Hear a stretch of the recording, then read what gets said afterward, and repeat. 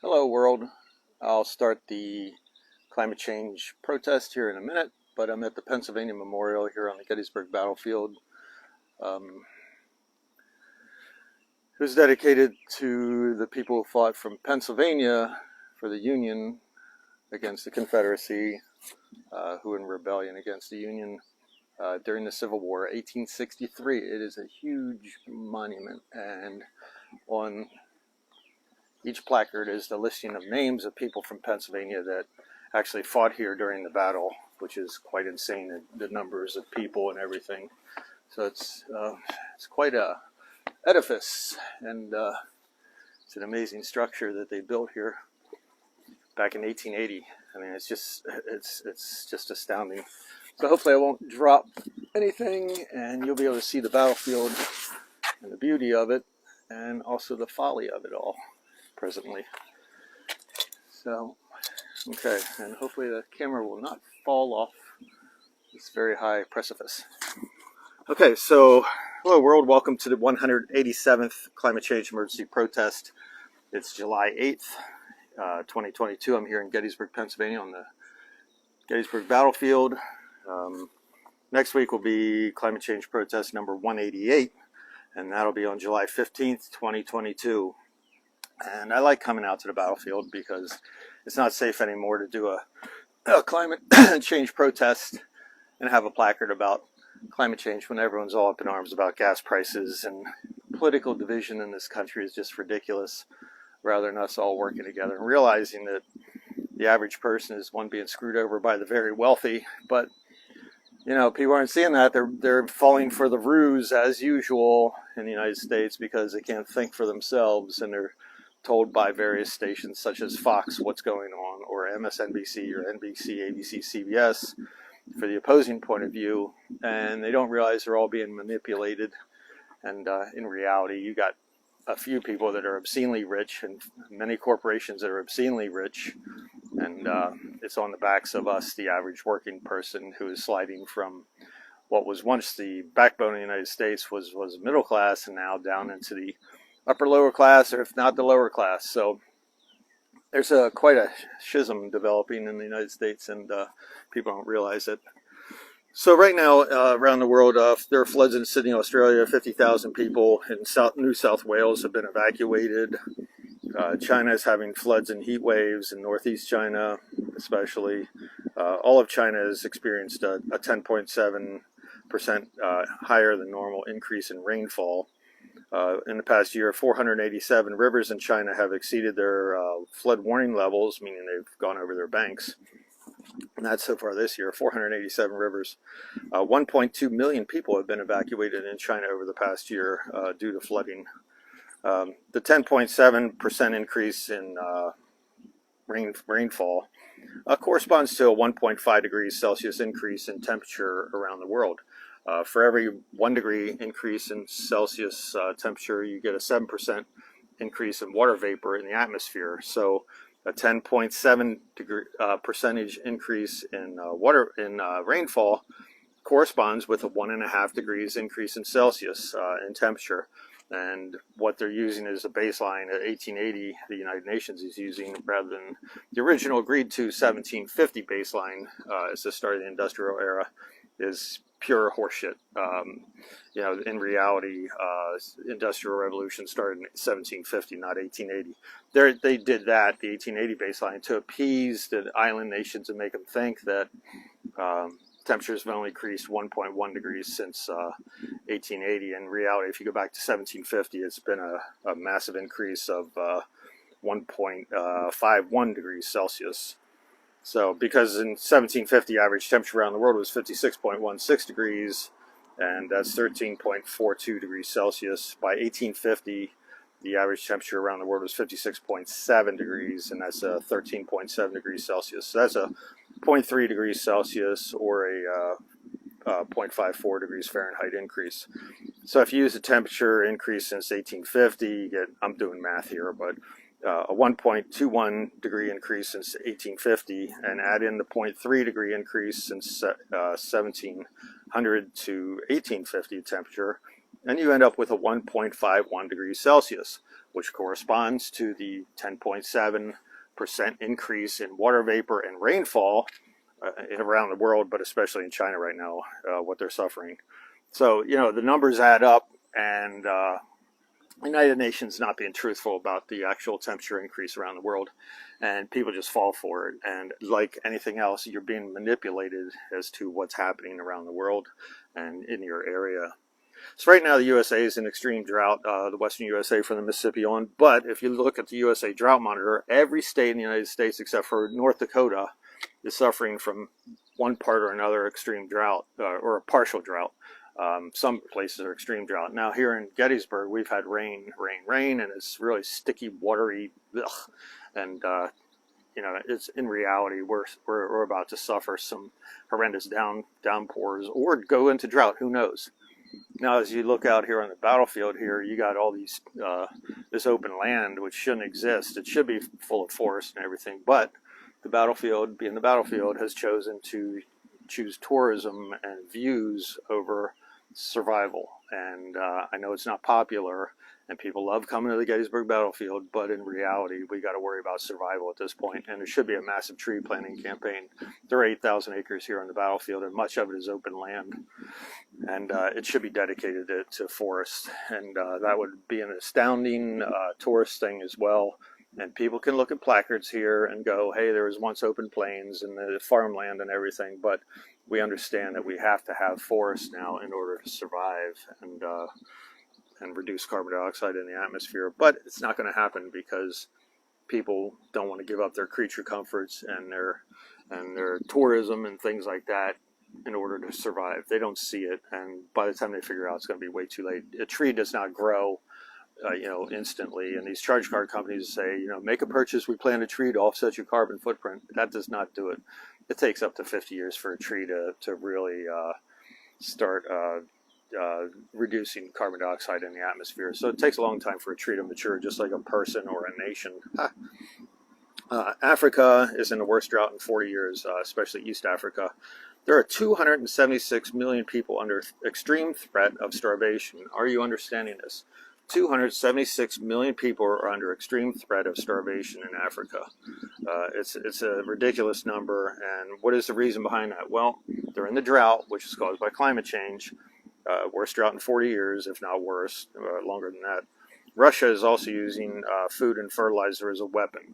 They're weaponizing their wheat and grain production, as well as Ukraine's wheat and grain production that they've absconded and kept, and they're not shipping it out to the rest of the world. But, it's not just Russia to blame. It's also European Union and USA sanctions are causing the issue too. So what's going on is that you have this war in Ukraine, eastern Ukraine, but there's no talk of diplomacy. There's no talk as to why Russia is acting the way they are, even though what they're doing is pure evil. But what got us to this point is not being discussed. There's no talk of negotiations. There's no talk of diplomacy. And eventually they will. Once the warmongering corporations get their money out of it, people begin to realize and demand some sort of diplomacy. You don't hear any words of diplomacy from anyone from both sides as to, we got to stop this and worry about climate change and saving the world. But nope, let's have at it. Let's just keep destroying each other. And that makes sense to everyone, right? So, you're being manipulated again by your press when they're covering nothing but the war. They're not covering diplomacy and what actions they're taking to mitigate the war and stop the war so we can get on with life. So, as I said, Russia's using it as a weapon, and the EU and the USA are using sanctions to cause the issue as well. So the fact is that people starve when there's no food. You got 276 million people, as I said, in Africa under extreme threat of starvation right now. So people starve when there's no food. That's just a basic fact. Well-off nations have an abundance and an obligation to those less fortunate nations to provide them with such food. It's kind of like billionaires, hoarding all the money. We can't afford higher taxes. You've got tons and tons of money, and you can't afford it. The example would be, as I've said to people, if I had 100 loaves of bread and I get taxed 20% higher, I still have 80 loaves of bread out of the 100 that are left. I'm still well off. I've got more than enough resources to keep going. However, if you're poor and you get taxed and you have one loaf of bread and you get taxed 20%, which the middle class is and the lower class is getting taxed right now, even 20%, that leaves you 80% of one loaf of bread, you can very well starve to death or run through that loaf pretty quick, whereas the very wealthy, obscenely wealthy nations as well as individuals have more than enough to go around. So there's a requirement and an obligation that we have to take care of less fortunate nations. Climate change right now is ripping the world open like a wound and showing the sickness within. You can see it going on right now. The political systems and the myopic outlook of I own this and you can't have any of it is a sick attitude. This is all mine. I earned it. How can I make money off of you if I give you all this? And that's the wrong outlook right now. We need to look at a whole world system. Yeah, I'm not advocating for a world government at all, but we need to grow up to the point that we start looking at everything affecting everything in the world. In spite of the excesses and obscene surplus, people are just hoarding and keeping what's theirs, and they're influencing governments and paying off governments to continue with this attitude. So right now in the United States for climate action, there is nothing going on. In fact, it is a reverse. The Biden administration has authorized more drilling permits than Trump did in the first year. It's authorized 3,500 drilling permits, as well as a Willow project, and auctioned off 80 million acres in the Gulf of Mexico for gas and oil production. 80 million acres. That's like the combined land of, I think, Pennsylvania, New Jersey, New York, Maryland, and whatever else. So that's 80 million acres were auctioned off. So back in 2013, oil was $97.98 a barrel. In 2022 is $101.68 a barrel. So basically it's the same as 2013. Gasoline prices were $3.36 a gallon. Now they're $5.10 a gallon. Are you understanding what's happening? The oil companies are making obscene profits on the backs of the average working person here in the world, in the United States and around the world. This is a sick situation going on, and they're making record profits, and no one's saying anything. No one knows about it, because why? The media, again, is manipulating you and not reporting such things, not giving you the hard numbers. They don't want to tell you anything like this. So what can we do as a person, and countries around the world and governments? Well, they can stop authorizing drilling permits. There's enough oil in the ground and ready to go right now to kill us all off over and over and over again. Stop subsidizing the oil industry. Use the money from those subsidies for battery research, things like that. This idea of lithium and heavy metals for production of batteries is probably not needed if they come up with solutions otherwise, and that's why you do research. They could use the money for battery research, as I said, and also fixing the electrical grid. It's with more electricity required by electric cars and things like that, you're going to need a better grid system around the world, and they need to come up with that technology. Nikola Tesla was an intelligent, brilliant person, and he had many solutions for the electricity as far as free production of electricity and using a device called a Tesla tower to generate electricity using the power of the earth for that. And if you think about it, there are lightning strikes around the world every second, and if there was a way to harness the lightning and that electric, there would be more than enough to power everything. Sounds crazy, but if you're spending all your money on oil and subsidies, you're not going to have any money for research and how to harness the power of one lightning bolt. In fact, you could have lightning stations that would draw down lightning into those stations and then charge up the batteries. But no, we're going to keep going the way we are. We need research into renewable research, such as hemp and bamboo, things like that. How about, instead of just solar panels, how about clear photovoltaic electricity, using your windows, hooking up the grid through that. You could have photovoltaic on everyone's windows. It'd be clear and doesn't require a whole lot of coal and carbon to produce that.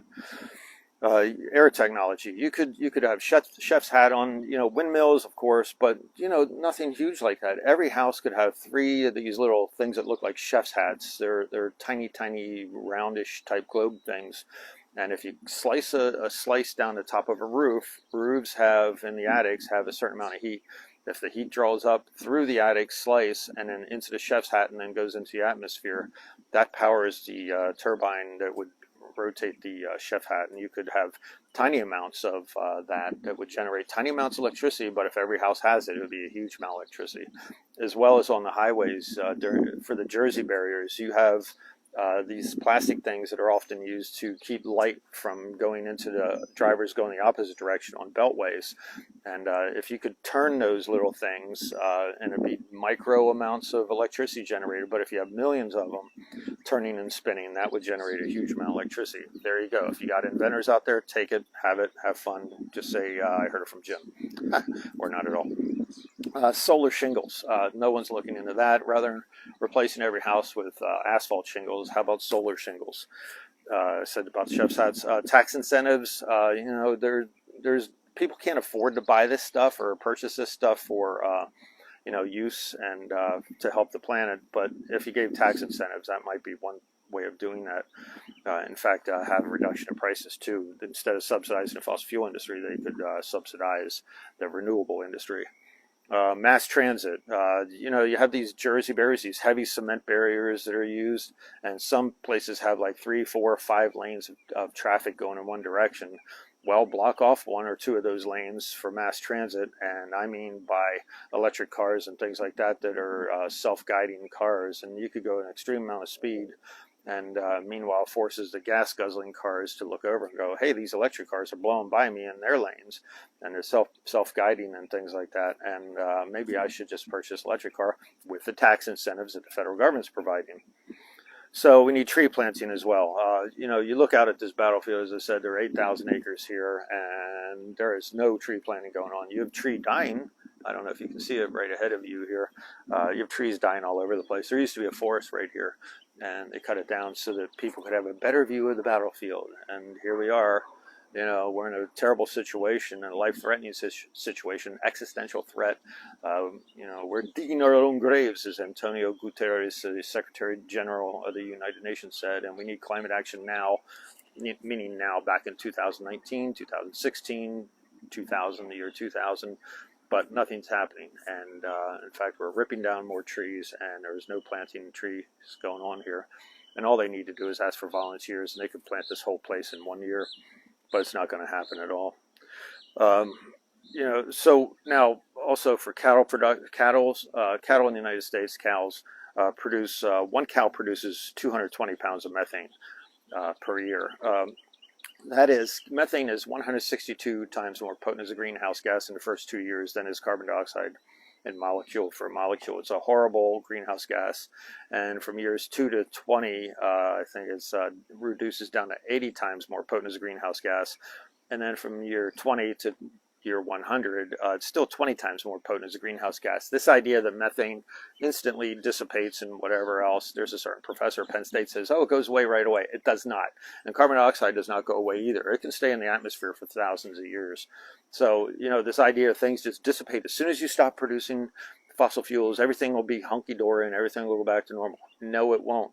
You need some sort of method, which trees are a good start of some production, some way to reduce carbon dioxide in the atmosphere.